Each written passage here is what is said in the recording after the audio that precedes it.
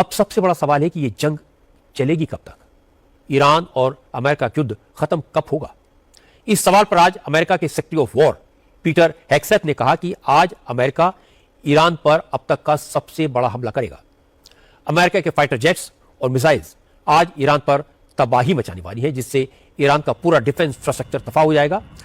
इससे पहले आज अमेरिका में तेहरान और करज में बमबारी की, ईरान के स्ट्रेटेजिक ठिकानों को टारगेट किया। तेहरान में एक रिहायशी बिल्डिंग पर अमेरिकी हमले में 40 लोगों के मारे जाने की खबर आई। आज फारस की खाड़ी में अमेरिकन नेवी ने ईरान के एक और जंगी जहाज को निशाना बनाया। इसके अलावा करज में ईरान की मिसाइल मेकिंग फैसिलिटी पर बमबारी की। पीटर हेग्सेथ ने कहा कि इस युद्ध का रिमोट प्रेसिडेंट ट्रंप के हाथ में है।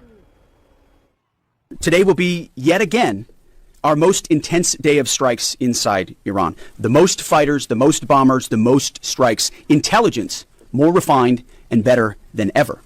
So that's on one hand. On the other hand, the last 24 hours have seen Iran fire the lowest number of missiles they've been capable of firing. We are winning with an overwhelming and unrelenting focus on our objectives. We're crushing the enemy in an overwhelming display of technical skill and military force. We will not relent until the enemy is totally and decisively defeated. Peter Hegseth ने दावा किया कि America ये युद्ध जीत रहा है, Iran को तबाह कर रहा है। ये जंग तभी खत्म हुई जब अमेरिका चाहेगा, जब अमेरिका अपने टारगेट अचीव कर लेगा। हालांकि अमेरिकी मीडिया का दावा है कि प्रेसिडेंट ट्रंप ये जंग जल्दी से जल्दी खत्म करने के प्रेशर में है।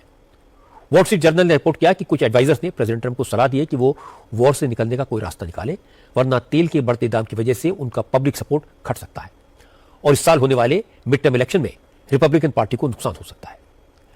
सलाहकारों की इस बात के बाद प्रेसिडेंट ट्रंप ने रूस के प्रेसिडेंट पुतिन से फोन पर बात की। दोनों नेताओं ने मिडिल ईस्ट के युद्ध को लेकर चर्चा की। हालांकि इस बातचीत की कोई डिटेल जारी नहीं की गई है, लेकिन यह माना जा रहा है कि ट्रंप ने युद्ध खत्म करने का रास्ता निकालने में पुतिन से मदद मांगी है। ट्रंप ने खुद भी एक प्रेस कॉन्फ्रेंस में कहा यह युद्ध जल्दी खत्म हो सकता है।